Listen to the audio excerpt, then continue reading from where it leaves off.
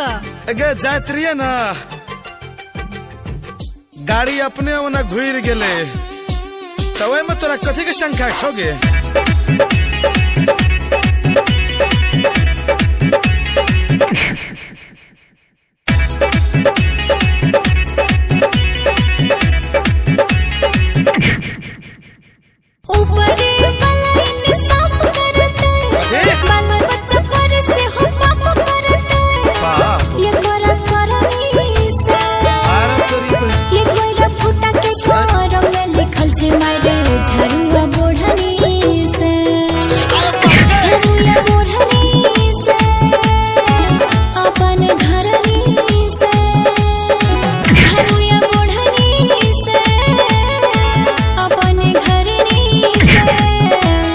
घूमे गेला रहिए ससुरारी हो मजा ले लिए खूबे बेराबारी हो अपना साली से ऊपर वाला अब तू ही बचावा मोगी के गाली से मोगी के गाली से मोगी के गाली से हे भगवान अब तू ही बचावा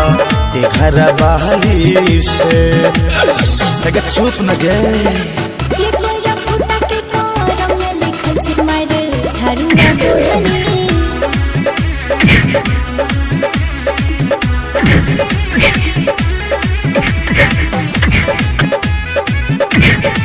हे भगवान अब तू ही बचावा भोरे से सारा पैसे हमारा मोगिया करे बाका बाका भोरे से सारा पैसे हमारा मोगिया करे बाका बाका अपन साली पर होई छे गे जीजा जी के आधा हक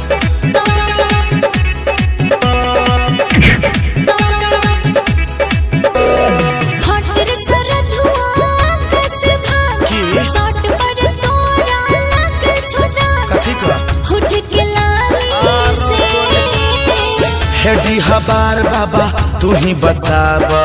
मोगी के गाली से नखरा बहाली से घर बाली से अब हो बरहम बाबा तू ही बचावा मोगी के गाली से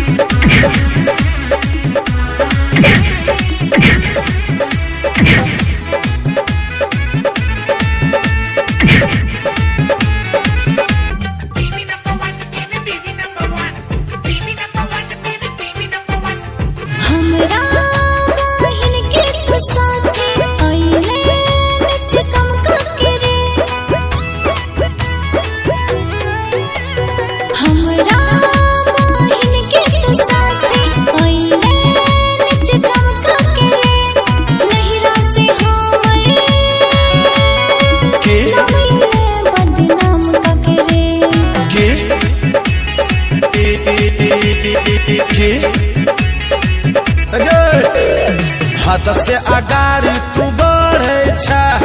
हमरा से जान जान लड़े छा मन के चरनी से ओइ कोई रफुटा के कर में लिखल छे।